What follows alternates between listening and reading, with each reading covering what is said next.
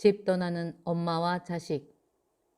2019년 코로나가 발병하며 참으로 많은 것을 보여주었습니다. 어느새 2년이라는 세월을 보내며 우리가 기억해야 할 많은 것들을 생각해 봤습니다. 먼저 2020년 벽두부터 대한민국을 코로나 공포로 몰아놓은 여자가 있습니다. 기억하세요? 31번 슈퍼 확진자라는 명칭으로 유명세를 탄 60세 전후의 여자를. 신천지 교인이었던 이 여인은 두 가지 특이한 사실을 보여줍니다.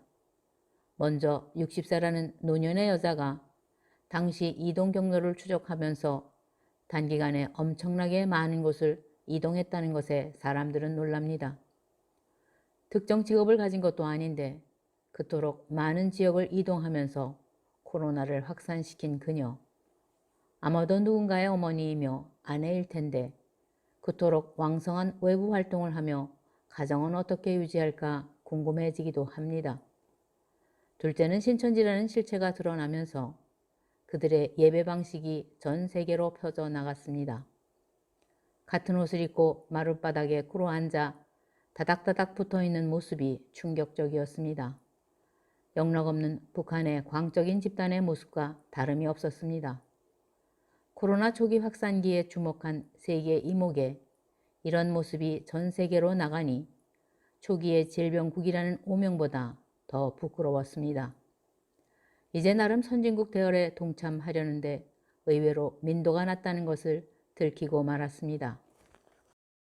이런 신천지가 기독교계에서 이단으로 지목되었지만 그 뿌리는 생각보다 깊고 광범위했습니다. 신천지 교인의 특성도 특이합니다.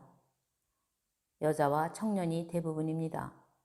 여자는 가정이 있는 중년 여인이 주를 이루고 청년은 대학 교육을 받은 엘리트 계층이라고 합니다. 도대체 이런 특성은 어디에서 왔을까 생각해보니 밖으로 도는 엄마와 집을 잃어버린 자식들의 조합이 아닐까 하는 생각을 합니다. 신천지 교인의 대부분은 기존 기독교 교인이 이동한 것이라고 합니다. 종교가 없는 상태에서 신천지 교인이 된 것이 아니라 기존 기독교계에 실망을 하면서 같은 뿌리라고 주장하는 이단으로 이동한 겁니다. 그러나 기독교계는 신천지가 교인을 현혹했다고 탓하기 전에 이런 사태의 근본 원인은 기독교가 제공했다는 것을 먼저 생각해 봐야 합니다.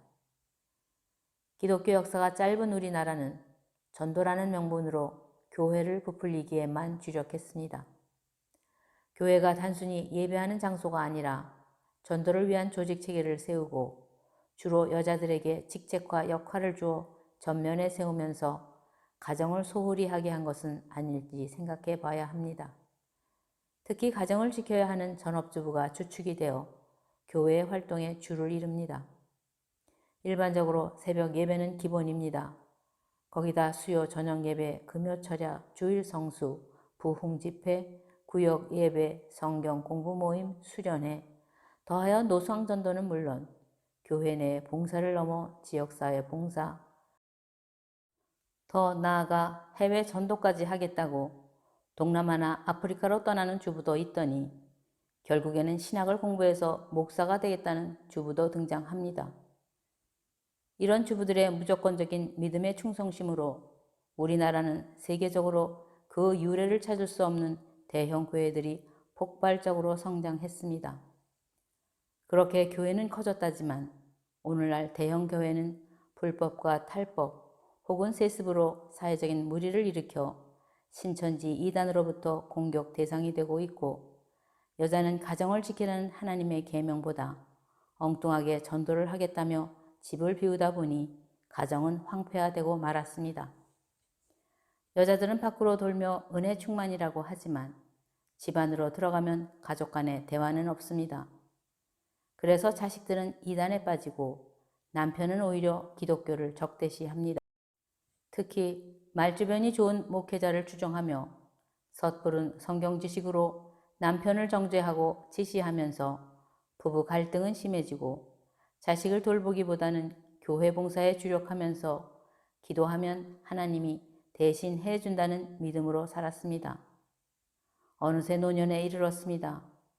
그러나 일단 밖으로 나도는 것이 습관화되고 보니 여전히 집에 들어가기 싫습니다. 집에 있어봤자 취업 못한 자식과 은퇴를 한 남편이 부담스러워 다시 밖으로 나옵니다. 그리고 가정이 이렇게 된 것은 더 열심히 전도하지 않아서 그런다고, 더 뜨겁게 기도한다고 이단을 쫓아다니고, 더하여 돈이라도 번다며 다단계를 따라다니는 결과에 이른 겁니다. 물론 사는 형편이 좋은 여자들도 별반 다르지 않습니다. 강남에 수십억대의 아파트를 소유하고 있다고 자랑을 하면서도 집에 머물지를 못합니다. 각종 친목 모임을 만들어 정기적으로 만나고 백화점에 가고 맛집 찾아다니고 골프 치고 성형하고 여행 다니고. 어떠세요? 요즘 대한민국 여자들의 일상입니다. 정도의 차이는 있지만 대부분 이런 삶이 베스트인데, 그런 팔자도 못 되면 차라리 집회라도 나가 여자의 권위를 높여달라고 소리칩니다. 아파트 값은 세계 최고라는데 집에 머물지 못하고 부평초처럼 떠돌다 결국 이단에게 영혼마저 빼앗기고 만 것은 아닌지. 가정을 만드신 하나님께서 집을 아름답게 꾸미고 사람의 온기로 채우라고 하셨건만. 여자는 둘로 나뉩니다.